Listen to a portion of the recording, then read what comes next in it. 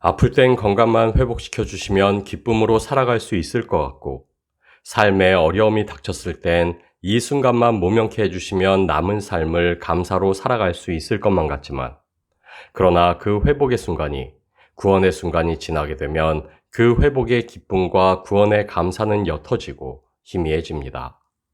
그것은 인간이 망각의 동물이기 때문이 아닌 인간은 배덕의 동물이기 때문입니다. 다시 말해 인간은 죄 아래 놓인 죄인들이요.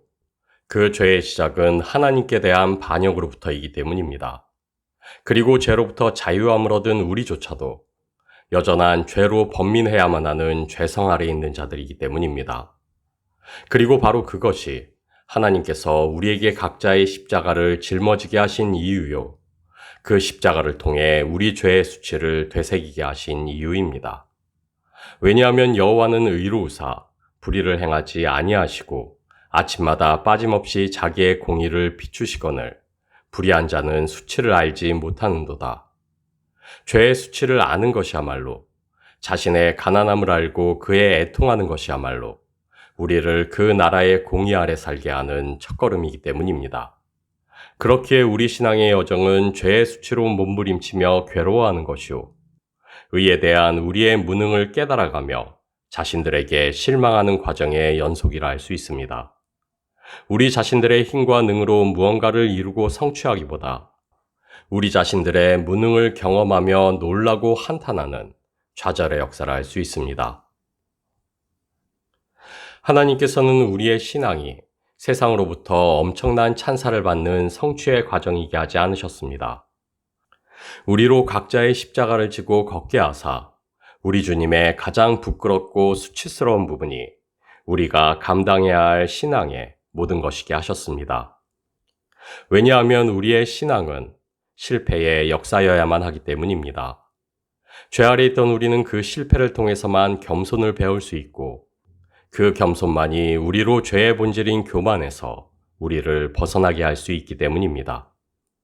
그래서 하나님께서는 우리 신앙의 역사가 그저 실패로 점철되게 하십니다. 우리 자신들의 혈기와 비전과 적극성을 깨부수시고 낮추사 겸손케 하십니다.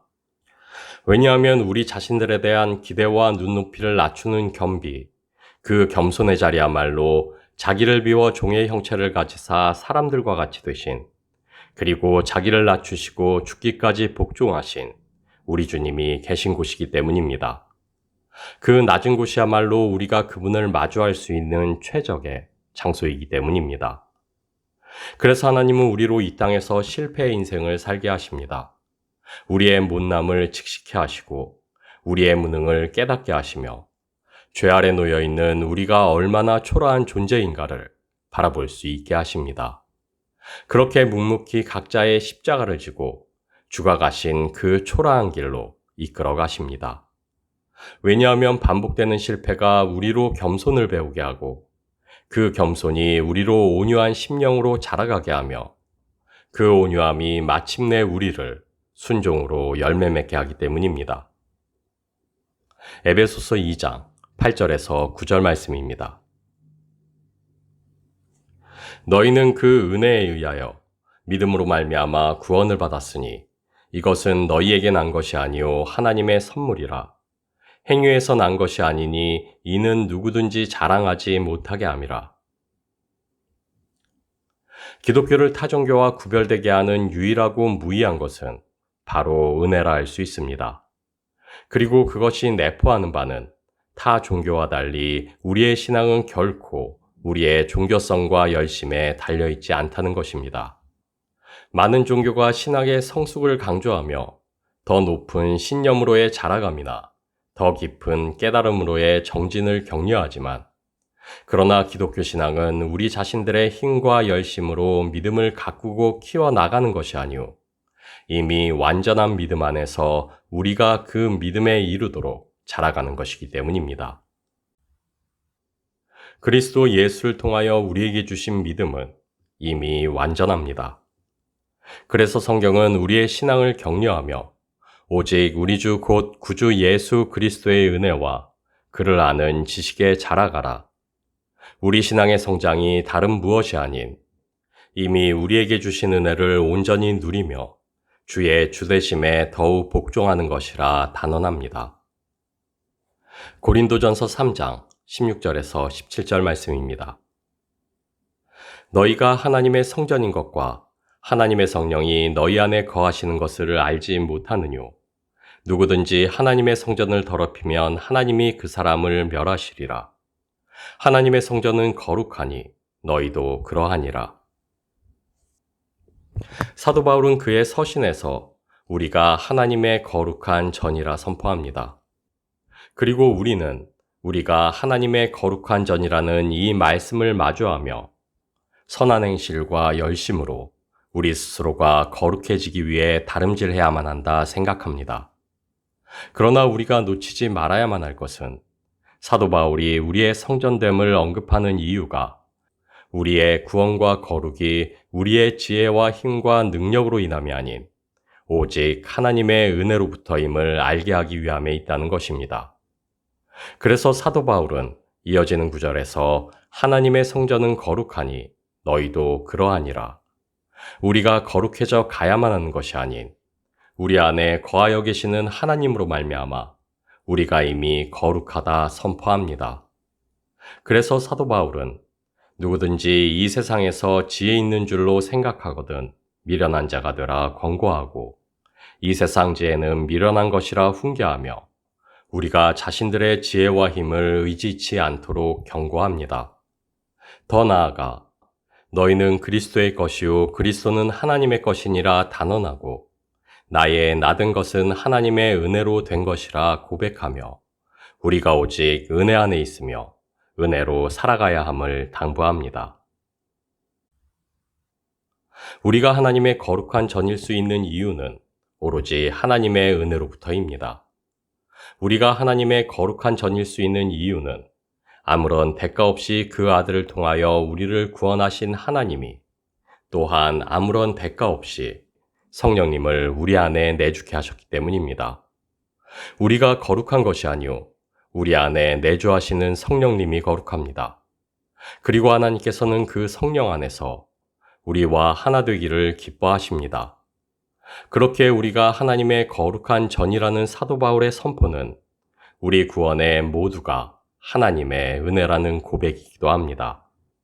우리 스스로가 하나님의 거룩한 전으로 지어져 가기 위해 무언가를 해야만 하는 것이 아닌 하나님의 그 은혜 안에서 우리 안에 내주하시는 성령으로 말미암아 우리는 이미 온전하고 거룩한 하나님의 전이라는 선포입니다.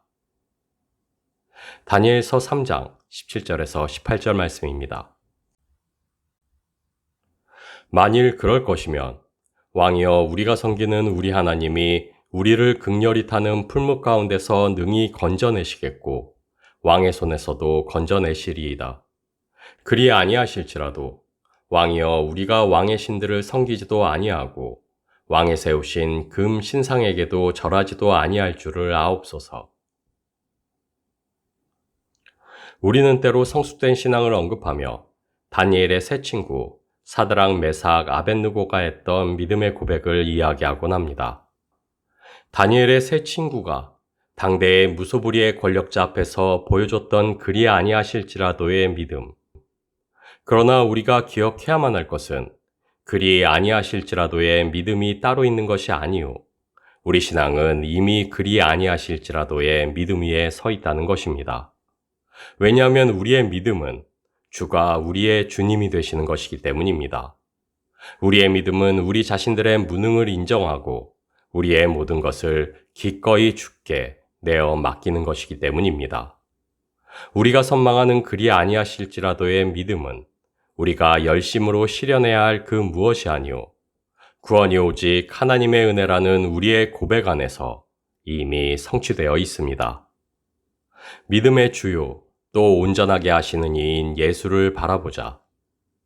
그리 아니하실지라도의 믿음은 주의 지혜가 우리를 향한 그분의 뜻이 그리고 그분의 인도가 더 오르며 더 지혜로우며 더 선하다는 것을 알고 인정하는 것으로부터입니다. 단지 우리의 뜻이 관철되지 않고 우리의 소망이 실현되지 않음에 어쩔 수 없이 기뻐하고 감사하는 것이 아니오. 우리가 가진 그리 아니하실지라도의 믿음은 더 낫고 더 좋으며 더 귀한 것을 주시리를 바라는 그 소망 안에서 기뻐하고 감사하는 것입니다. 그렇게 그리 아니하실지라도의 믿음은 그리 아니하실지라도 그저 자족하는 것이 아닌 우리가 생각하는 뜻 이상의 것을 생각하고 이루어 가실 주를 기대하고 의지하며 충성하는 것입니다. 물론 우리의 믿음이 이르는 곳이 세상이 구하고 찾는 가치와는 다를 수도 있습니다. 우리의 기대와 소망에서 벗어나는 것일 수도 있습니다. 그러나 그럼에도 우리가 믿어 의심치 않는 것은 하나님은 언제나 좋은 것으로 예비하시고 최고의 것으로 우리에게 주신다는 것입니다. 로마서 8장 32절 말씀입니다. 자기 아들을 아끼지 아니하시고 우리 모든 사람을 위하여 내어주시니가 어찌 그 아들과 함께 모든 것을 우리에게 주시지 아니하겠느냐. 우리에게 주신 구원은 완전하며 그리스도 예수 안에 두신 믿음과 사랑 또한 완전합니다. 그리고 그 완전함에 이르는 유일한 길은 오로지 순종입니다. 그러나 안타깝게도 우리는 불순종의 아들들이요 순종으로부터 멀어진 이들입니다. 그래서 하나님께서는 우리로 죄의 수치를 짊어지고 실패의 여정을 걷게 하십니다. 여전한 죄성 아래 있는 우리로 실패하고 실망하며 좌절케 하사 불순종의 마지막 착고마저 벗어던지게 하십니다. 죄의 수치를 아는 자로 그 수치에 애통하는 자로 겸비케 하사 온유한 심정으로 빚어져 가게 하시고 마침내 순종의 아들들로 새롭게 날 수 있게 하십니다. 하나님의 뜻 안에서 우리 신앙의 여정은 실패와 좌절의 역사일 수밖에 없습니다. 그러나 그럼에도 우리가 낙심치 말아야만 할 것은 계속되는 우리의 실패는 불순종의 아들들로서 죄성의 노예로서 마주하는 실패요. 마침내 승리케 하실 하나님의 계획 안에서의 실패라는 것입니다. 그래서 성경은 이 모든 일에 우리를 사랑하시는 이로 말미암아 우리가 넉넉히 이기느니라 우리를 위로합니다. 그래서 성경은 무릇 하나님께로부터 난 자마다 세상을 이기느니라 세상을 이기는 승리는 이것이니 우리의 믿음이니라 우리를 격려합니다. 그래서 우리를 구원하신 하나님께서는 구원에 이른 우리의 믿음이 다른 무엇이 아닌 그리 아니하실지라도의 믿음이게 하셨습니다.